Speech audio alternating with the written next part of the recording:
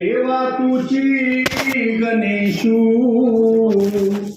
सकलार्थमती प्रकाशू म्हणी निवृत्तीदासू अवधारी जोजी प्रभू तुम्ही महेशांची मूर्ती मी दुबळा तव अर्पितसे ही भक्ती बोल जरी का गंगावती स्वीकाराल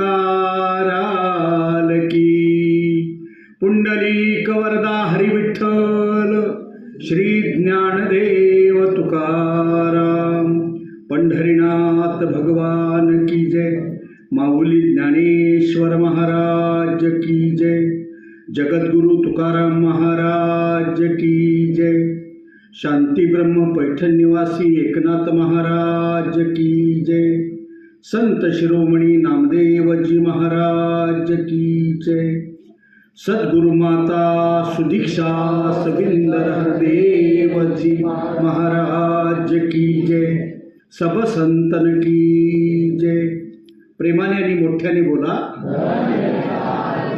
विष्णुवाडी गावचे प्रथम नागरिक, उपसरपंच, गावचे पोलीस पाटील, या ट्रस्टचे सर्व पदाधिकारी, या गावातील सर्व हरिभक्तीपरायण, सर्व हरीचे दास, सर्व भगवत भक्त, ग्रामस्थ बंधू भगिनी, संत निरंकारी मिशनच्या माध्यमातून या ठिकाणी खेडेगाव ब्रँचचे मुखी आणि ज्ञानप्रचारक महात्मा विजय मानेजी, मानतेश पाटीलजी आणि सर्व संतांनो, आसपासच्या सातसंगतचे प्रबंधक महात्मा, मुखी महात्मा, उपस्थित सर्व कर्मयोगी संत महात्मा, माता भगिनी, सर्वांच्या चरणावरती दासचा सर्वप्रथम कोटी कोटी धननिरंकार एवं नमस्कार आपण प्रेमाने स्वीकार करावा. प्रेमाने बोला. आज आपल्या विष्णुवाडी गावामध्ये प्रथमच सत्संगाच्या कार्यक्रमाचं आयोजन केले आहे. आजपर्यंत आपण भजन ऐकलं असेल, प्रवचन ऐकलं असेल, कीर्तन ऐकलं असेल, पण हा सत्संग हा पहिल्यांदाच आपल्या गावामध्ये आयोजित केलेला आहे. सत्संग या शब्दाचा नेमका निश्चित अर्थ काय, तर सत म्हणजे सत्य. या जगामध्ये सत्य काय आहे, तर वेदांताचं महावाक्य आहे, एको सत्य द्वितीयो नास्ती ब्रह्म सत्यम जगत मिथ्या. डोळ्यानं जेवढं जेवढं तुम्हाला आकारामध्ये दिसते ना, तेवढं सगळं नाशिवंत आहे. आणि जे दिसत नाही परंतु सगळीकडे कोंदाटलेलं आहे, आत हरी बाहेर हरी आणि हरीने घरी कोंडिले. हरिपाठामध्ये ज्याचा उल्लेख केलेला आहे माऊली महावैष्णव श्रीमंत श्री ज्ञानेश्वर महाराजांनी, निवृत्तीदादांनी जेव्हा ज्ञानबोध दिला, निराकार परमेश्वराला जेव्हा त्यांनी प्रत्यक्ष पाहिलं, चमड्याच्या डोळ्यांनी देवाला पाहता येत नाही, पण ज्ञानदृष्टी सद्गुरू देतो आणि त्या ज्ञानाच्या दृष्टीने या परमात्म्याचा बोध आपल्याला प्राप्त करून घेता येतो. देवी देवतांना सुद्धा सद्गुरूला शरण जावं लागले. आपण किरकोळ माणसं, सामान्य माणसं, वावगा गर्व अभिमान मिरवण्यात काही अर्थ नाही. परब्रह्म राम वशिष्ठा शरण आणि कृष्णे सांदीपणी सद्गुरू केला. रामाशीच असता जर राम ठावा तर मग का शरण जावं वशिष्ठाशी. राम हा सूतपुत्र दशरथाचा खालचा, परी अनंत युगीचा हा आत्माराम. सांदीपनी ऋषींनी भगवान श्रीकृष्ण परमात्म्यांना ब्रह्मज्ञान दिलं, तर निवृत्ती प्रसादे ज्ञानदेवे कळू आले. निवृत्ती दादांनी माऊली महावैष्णव श्रीमंत श्री ज्ञानेश्वर महाराजांच्या हातावरती गऱ्याचा, शिऱ्याचा, चिरमुऱ्याचा किंवा साखरेचा प्रसाद दिलाच नव्हता. तर प्र म्हणजे प्रत्यक्ष, सा म्हणजे साक्षात आणि द म्हणजे देवाचं दर्शन घडवून दिलं. ज्या दिवशी माऊलींनी देव पाहिला त्या दिवशी आनंदाने अभंग लिहिला. आजी सोनियाचा दिनू. कुणीतरी विचारलं, का हो महाराज, एवढी वर्ष जीवन जगणार आहोत या गावामध्ये आणि आजचाच दिवस सोन्याचा दिवस का म्हणताय तुम्ही. तर महाराज म्हणतात, कारणच असं घडलं. माझे वडील बंधू निवृत्ती दादा एवढे दिवस माझ्या सहवासात राहतात, माझ्या जवळ राहतात, पण आज माझ्यावरती कृपावंत झाले. त्यांनी मग अद्वैत परब्रह्माचा ब्रह्म साक्षात्कार आज घडवून दिलेला आहे आणि म्हणून आजचा दिवस सोन्याचा. आजी सोनियाचा दिनू वर्षे अमृताचा घनू. आजी सोनियाचा दिनू. का सोन्याचा दिवस? हरी पाहिला रे, हरी पाहिला रे, आजी सोनियाचा दिनू. आज मी हरीला पाहिलं. कसा आहे तो हरी? सबाई अभ्यंतरी अवघा व्यापक मुरारी, अवघा व्यापक मुरारी. हरी पाहिला रे, हरी पाहिला रे, आजी सोनियाचा दिनू. आजचा दिवस सोन्याचा आहे का? तर माझे वडील बंधू निवृत्ती दादा माझ्यावरती कृपावंत झाले, त्यांनी माझं ब्रह्मज्ञान दिलं आणि देवाची ओळख करून दिली. बरं, पाहिलेला हरी कसा आहे? सबाई अभ्यंतरी. सबाई हा शब्द पारमार्थिकांसाठी महत्वपूर्ण आहे. दत्तात्रयांच्या आरतीमध्ये सुद्धा एके ठिकाणी हा शब्द येतो. सबाई अभ्यंतरी तो एक दत्त, अभाग्याची कैसी कळेल ही मात, किंवा तुका म्हणे विठू भरला आहे सबाई आणि उणे काय तया चराचरी.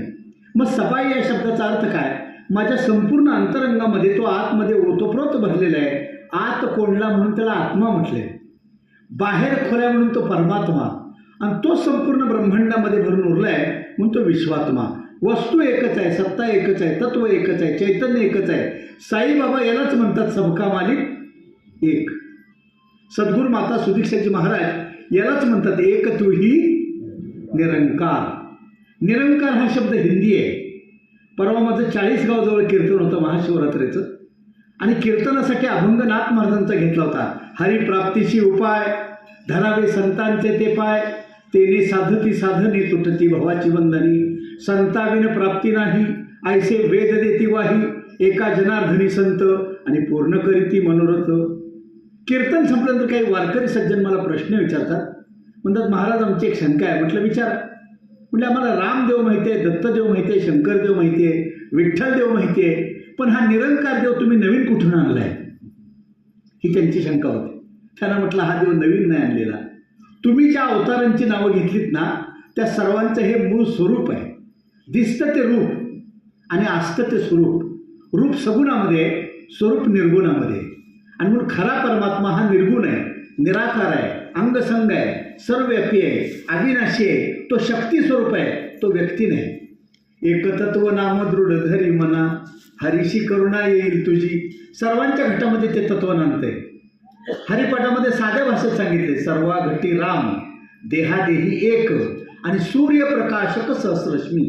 सर्वांच्या घटामध्ये हा आत्माराम रूपानं राम बसलेला आहे, आणि या रामाची ओळख करून घेण्यासाठी माणसाचा जन्म आहे. आमच्या सर्व वारकरी संतांच्या जीवनामध्ये त्या त्या समयातले सद्गुरू आहे. निवृत्ती प्रसादे ज्ञानदेवे कुळवाले, म्हणजे निवृत्ती दादांनी माऊली ज्ञानेश्वर महाराजांना ब्रह्मज्ञान दिलं, खऱ्या निराकाराची ओळख करून दिली. आणि मग महाराज म्हणतात, बरवा संत समागमू प्रगटला आत्मारामू, प्रगटला आत्मारामू, हरी पाहिला रे, हरी पाहिला रे, आजी सोनियाचा दिनू. आजचा दिवस सोन्याचा आहे का? तर आज मला निर्गुण निराकार देवाची ओळख सद्गुरू निवृत्ती दादाने करून दिली. आणि मग संतांना आपल्या लक्षात येईल की हा देव कुठे पाहायला मिळतो? यात्रेत नाही, जत्रेत नाही, बाजारपेठेत नाही, शेतात नाही, रानात नाही, वनात नाही. संतांनो विशिष्ट ठिकाण आहे. बरवा संत समागमू, संतांच्या संगती, संतांचे संगती मनोमार्ग गती, आणि आकळावा श्रीपती येणे पंते.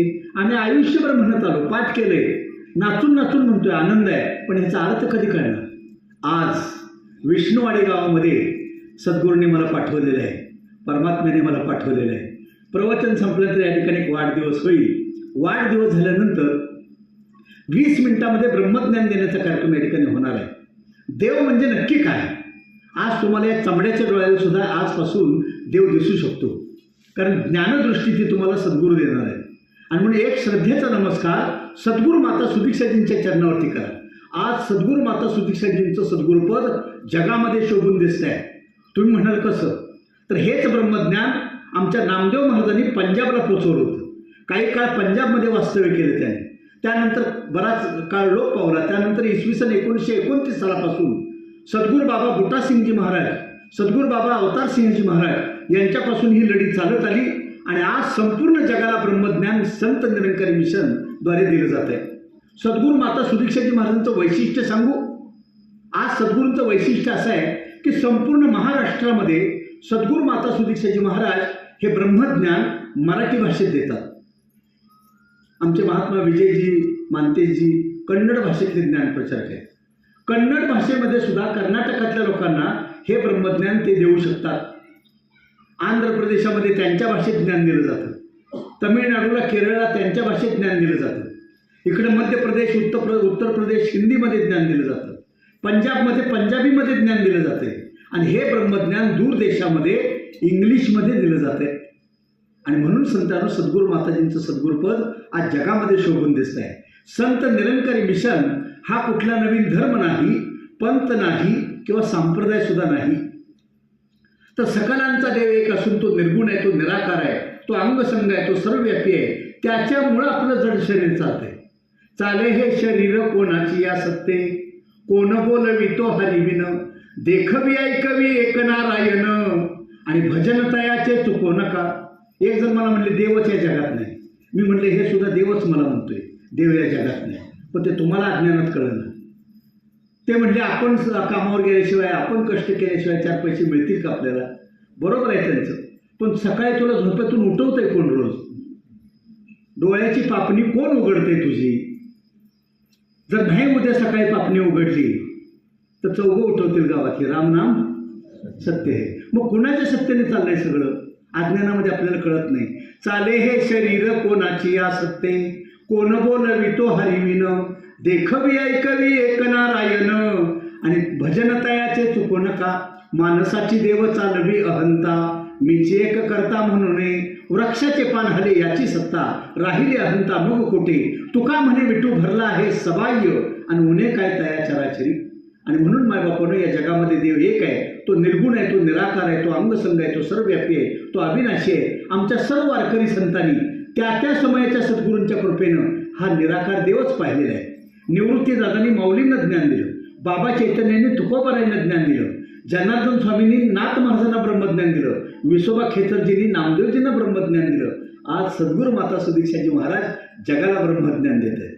ब्रह्मज्ञान नोहे लेकुराच्या गोष्टी, पोटी भाव पुढे अनुताप, दगडाहुनी जीव करावा कठीण, अंतरीचा शीन जाईल तेव्हा, मेल्या मनुष्याची मनी न धरी आस, राहे तो उदास संसारा माझी.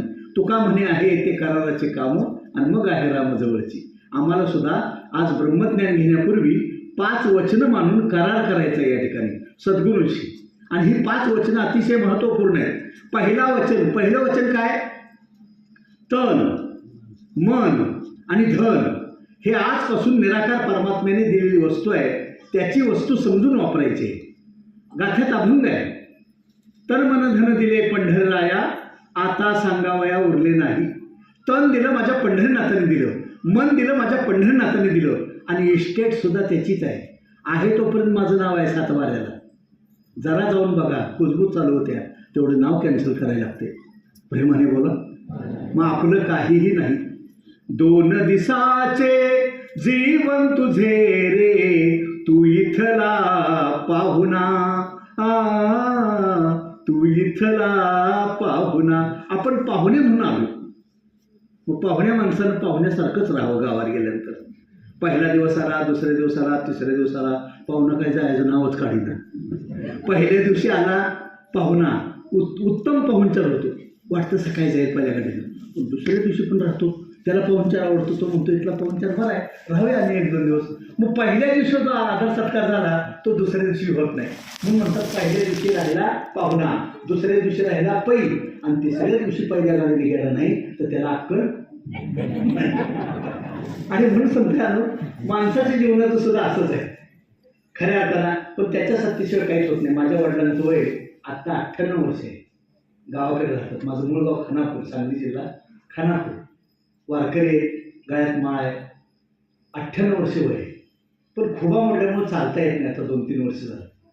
आणि आता गेल्या 15 दिवसापूर्वी घरी गेल्यानंतरची स्थिती पाहिली तर ते सारखं आईचं नाव घेतात. ते म्हणतात आई मला घेऊन जा, आई मला तुझ्याकडे यायचं आहे. वेदना असंही होत्यात, वेदना सहन होत नाही.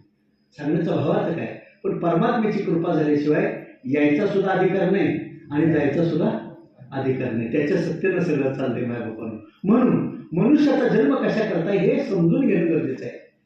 परवा माझं कीर्तन राधानगरीला झालं आणि समोर एक 90 वर्षाची गृहस्थ कीर्तन ऐकायला बसले होते. पण तब्येत चांगली होती. कीर्तन संपलं तर त्यांच्याजवळ 5 मिनिटं बसलो आणि म्हटलं तुमचं वय काय? तर म्हटलं आता 91 चालू आहे. बापरे, म्हटलं 91 चालू आहे. म्हटलं तुमची तब्येत अजून छान आहे. मग थोड्याशा गप्पा गोष्टी झाल्या. सकाळी त्यांच्याच घरी जाण्याचा योग आला चहाला. त्यांच्या मिसेस पण वयस्करच होत्या. म्हातारे दोघेच राहत होते. मुलं मुंबईला सर्व्हिसला आहेत. मग म्हातारी सकाळी चहा ठेवला होता मला. म्हणजे महाराज बरं झालं तुम्ही चहाला आला. मग म्हातारी काय म्हणते मला सकाळी, महाराज खरं सांगू का, आमच्या म्हाताऱ्याला लई देवाची गाड आहे. म्हणजे हो, रात्री बोलले मी त्यांच्याशी, रात्री चर्चा झाल्या जरा. मी म्हणलं तुम्ही कसं काय म्हणताय? अहो बघा म्हणले, जेव्हा बघेल तेव्हा म्हातारा देवाला जेवायला सुद्धा बोलायला लागते, चहा घ्यायला बोलायला लागते. म्हणून मी म्हणते, मी म्हटलं तुमच्या म्हाताऱ्याला देवाचं याड आहे बरोबर आहे, पण नुसतंच याड आहे का गाड व्हायला. अहो म्हणलं असं का म्हणताय महाराज? अहो म्हटलं विचार करा की, आता मी त्यांना विचारलं तुम्ही इथं किती वर्ष झाले येत आहे? तर म्हणजे 40-50 वर्ष झालं देवळातच आहे. म्हणजे चांगली गोष्ट. म्हटलं तुम्हाला 40-50 वर्षामध्ये काही सापडलं का, काही मिळालं का, काही गवसलं का? तर म्हणजे अजून काही सापडलं नाही. मी म्हटलं आता जायची वेळ जवळ आल्या तरी म्हणतात अजून काही सापडलं नाही. मग सापडायचं का हो? प्रेमाने बोला. खरा परमार्थ हा कशा करताय? ईश्वराला जाणण्यासाठी आहे. मी कोण कोटील कुठे मज लागी जाणे, का हे जगात घडले मम साचेने, याचा विचार करिता शिनलो मी वाया, सांगून मज सुखी करावे तुम्ही सद्गुरू राया. पंचरत्न गीतेमध्ये काय म्हटले बघा, सर्व जन्माचे शेवटी मनुष्य देह पावे पाटी, या उपरी उत्तम कीर्ती म्या रचली नाही पार्था, येलीची जन्मी मज ओळखावे, येथेचे आपण आते उद्धारावे, आणि येथेचे जोडावे नरक यातनेसी. मी कोण, आलो कुठून, आणि मला जायचंय कुठे, याचा पत्ता माणसाच्या जीवनातच शोधता येतो. आज तुम्हाला प्रवचन संपल्यानंतर हरिपाठ, ज्ञानेश्वरी, भगवद्गीता, दासबोध, वेद, उपनिषदे, पुराण सर्व धर्मग्रंथशास्त्रामध्ये ज्या परमात्म्याचं वर्णन आहे, जो परमात्मा निर्गुण निराकार आहे, तो तुम्हाला ज्ञानाच्या डोळ्यांनी पाहता येणार आहे. भगवद्गीतेमध्ये म्हटले, नैनम छिंदन्ति शस्त्राणि नैनम दहति पावकः न चैनम क्लेदन्त्यापो न शोषयति मारुतः. माऊलीने त्याची सुंदर टीका ज्ञानेश्वरीमध्ये लिहिलेली आहे. हा अनादिनित्य सिद्धू निरुपाधिक विशब्दू म्हणून शस्त्राधिके छेदू न घडे या, हा प्रयोजकेना पल्लवे अग्निदाहून संभवे, येत महाशोषून प्रभवे मारुताचा अर्जुना हा नित्यू अचिरू हा शाश्वतू सर्वत्र सदोदितू परिपूर्ण, हा सर्व ठिकाणी सारख्या प्रमाणामध्ये भरून उरलेला आहे. रेडिओवर आपण बऱ्याच वेळा गाणं ऐकले, मागे उभा मंगेश पुढे उभा मंगेश, माझ्याकडे देव माझा पाहतो आहे, मागे उभा मंगेश पुढे उभा मंगेश. अज्ञानी अवस्थेमध्ये आपल्याला देव कुठे माहित नसतो. आपण मूर्तीत देव बघतो, त्यामुळे आपल्याला वाटतं की मूर्तीतच फक्त देव आहे, बाकी कुठं देव नाही. घरातली सगळी कुठेतरी गावाला जातात आणि मग हा एकटाच घरात असतो, आणि मग ह्याला लय आनंदात सगळ्याला म्हणतो, आज घरात कोणी नाही, मी एकटाच आहे. आज सगळे गेलेत गावाला, दरवाजा बंद करतो, खिडकी बंद करतो आणि मनाशीच म्हणतो, आता 500ची नोट चोरायला अडचण नाही. म्हणून कर्म केलं. त्याला वाटतं माझं हे कर्म कोणी बघितलं नाही. पण ब्रह्मज्ञान झाल्यानंतर 2-3 दिवस माझ्या डोळ्याला पाणी येत होतं, बाप रे. कारण मला वयाच्या 25व्या वर्षी ब्रह्मज्ञान मिळालं. जन्माला आल्यापासून आपल्या हातून काय काय कर्म घडलंय सगळे ह्या निराकाराने बघितलेलं आहे. मागे उभा मंगेश पुढे उभा मंगेश, माझ्याकडे देव माझा पाहतो आहे. पा म्हणजे पाहणारा, पांडुरंग या शब्दाचा अर्थ आहे का? पा म्हणजे पाहणारा, डू म्हणजे कधी डुबत नाही, र म्हणजे तो रंग रूपाहूनही वेगळा आहे, आणि ग म्हणजे जो पूर्ण गगनामध्ये भरून उरलेला आहे तो पांडुरंग. आज बघून घ्यायचंय. विठ्ठल. वि म्हणजे विराट विश्वामध्ये व्याप्त असणारी चेतन सत्ता. ठ म्हणजे सर्वांच्या हृदयस्थानी ठसलेली आहे, आणि ल म्हणजे त्याचा कधी लय होत नाही. असा परमात्मा, असा पांडुरंग आज आपल्याला सद्गुरू कृपेने जाणता येणार आहे. आणि मग आपल्या लक्षात येईल की माऊलींनी संपूर्ण ज्ञानेश्वरी ग्रंथाचा सार एका ओळीत लिहिलेला आहे. जे जे भेटे भूत ते ते मानिजे भगवंत, आणि हाची भक्ती योग निश्चित जाण माझा. या भूवरी फिरती जितुकी शरीरे तितुकी भगवंताची मंदिरे. तर जगद्गुरु तुकोबारांचा अभंग आहे, देह देवाचे मंदिर आत आत्मा परमेश्वर, जशी उसामध्ये हो साखर तसा देही परमेश्वर, जसे दुधामध्ये हो लोणी तसा देही चक्रपाणी. देव देहात देहात का हो जाता देवळात, तुका म्हणे मूळजना आणि देव देही का पाहणं. देहाची पंढरी आत्मा पांडुरंग, देहाची पंढरी आत्मा पांडुरंग, करीतसे संग अहर्निशी, मन पुंडलिक धरा आवरून, तेने होय सोयरा आत्माराम. तुका म्हणे ऐसी पंढरी उमगा, तुका म्हणे ऐसी पंढरी उमगा, नाही तरी शिमगा खंडित. जर खरा निराकार देव आपल्याला जाणता आला नाही तर नुसता आपल्या जीवनामध्ये शिमगाच आहे.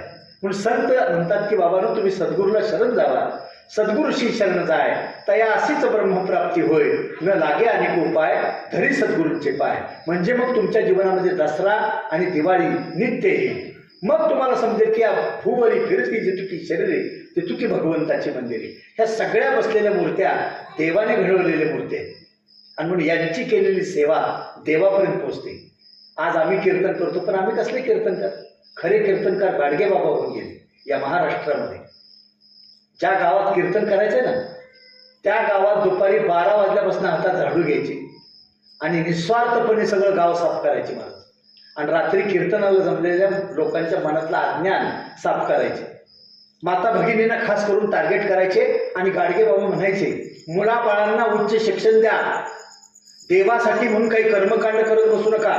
कर्मकांडानं देव भेटत नाही. देव चालत्या बोलत्या माणसात आहे.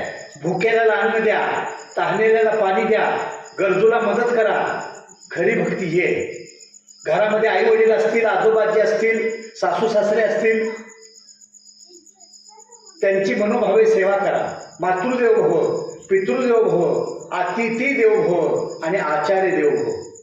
खरा देव हा आई वडिलांच्या मध्ये. ज्यांनी आपल्याला जग दाखवलं त्या आई वडिलांची सेवा करा. आजोबाजी असतील, सासू सासरे असतील, घरातल्या वयस्करांची काळजीपूर्वक सेवा करा. ही खरी सेवा आहे. ह्याची थोर भक्ती आवडते देवा आणि संकल्पावी माया संसाराची. आणि म्हणून खऱ्या अर्थानं मनुष्याचा जन्म हा सर्वात शेवटचा जन्म आहे. शेवटली पाळी एक मनुष्य जन्म आणि चुकली या वर्म फेरा पडे. आज जर तुम्ही हे ब्रह्मज्ञान नाही घेतलं तर पश्चाताप होईल परत. का तर पुन्हा मरते समयी जशी इच्छा वासना शिल्लक असेल त्याप्रमाणे पुढचा जन्म आहे. पण ब्रह्मज्ञान ज्यांना ज्यांना होतं त्यांच्याकडून निरंतर नामस्मरण केलं जातं आणि मग त्या निराकारामध्येच विलीन होऊन जातो. पुन्हा नाही येणे जाणे सहजची खुंटली बोलणी. आणि म्हणजे ही अवस्था प्राप्त होण्यासाठी ब्रह्मज्ञान आवश्यक आहे. मनुष्याचा जन्म तेवढ्या करताय. किडामुंगी जीव जंतू पशु पक्षी प्राणी मात्र हिंसृषापद या सर्व भोग योनीमध्ये आम्हाला ज्ञान घेता नाही आलं, आम्हाला सत्संगमध्ये जाता नाही आलं, आम्हाला कीर्तन ऐकता नाही आलं, आम्हाला प्रवचन ऐकता नाही आलं, आम्हाला भजन ऐकता नाही आलं, भजन करता नाही आलं. सर्व काही या माणसाच्या जन्मामध्ये शक्य आहे.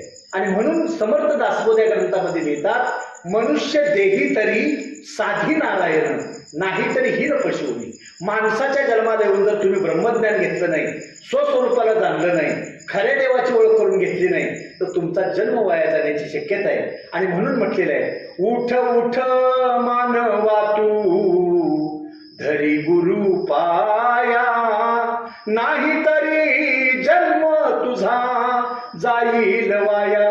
अरे लवकरात लवकर त्वरा करा. तद्विधी प्रणिपातेन परिप्रश्नेन सेवया उपदेक्षण तिथे ज्ञानम ज्ञानीनच तत्व दर्शनः.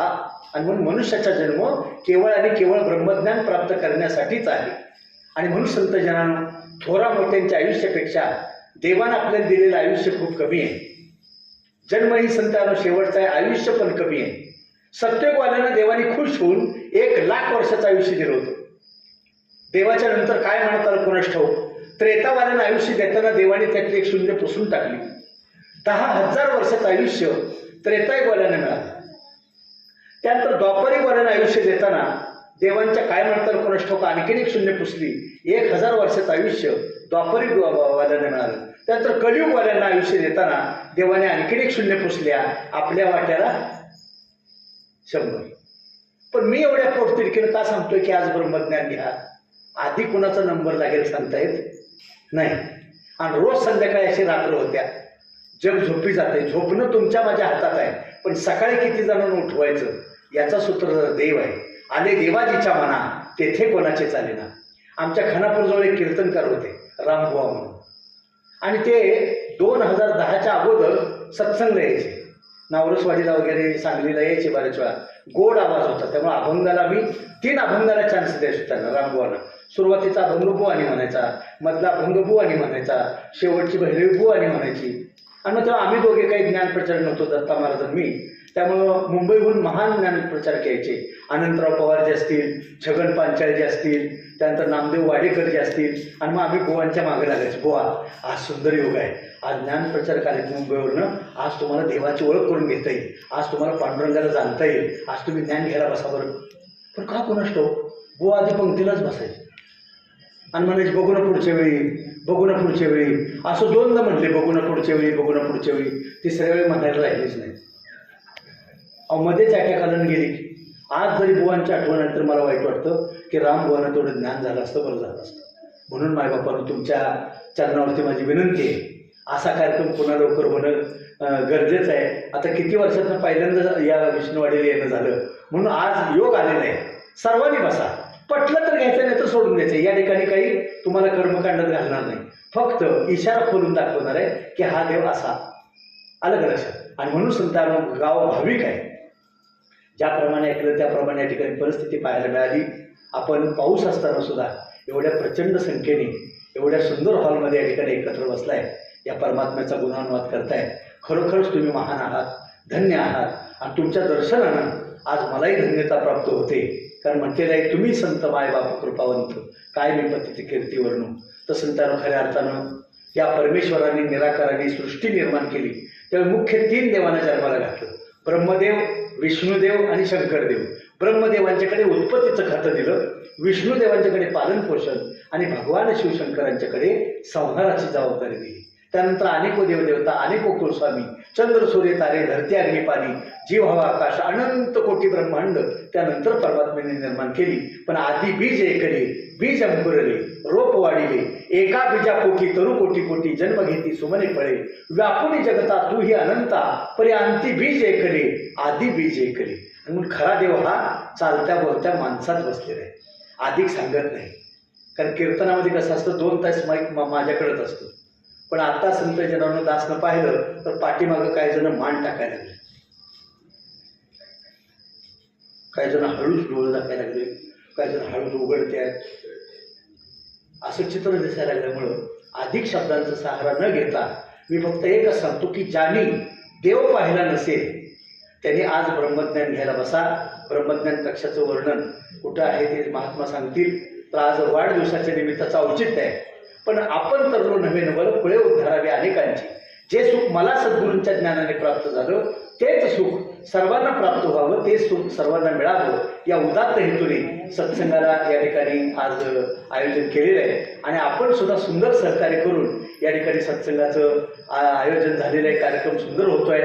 तर खरोखर तुम्ही एवढ्या प्रचंड संख्येने या ठिकाणी उपस्थित झालात, तुमचा आभार, अभिनंदन आणि तुम्हाला धन्यवाद देतो.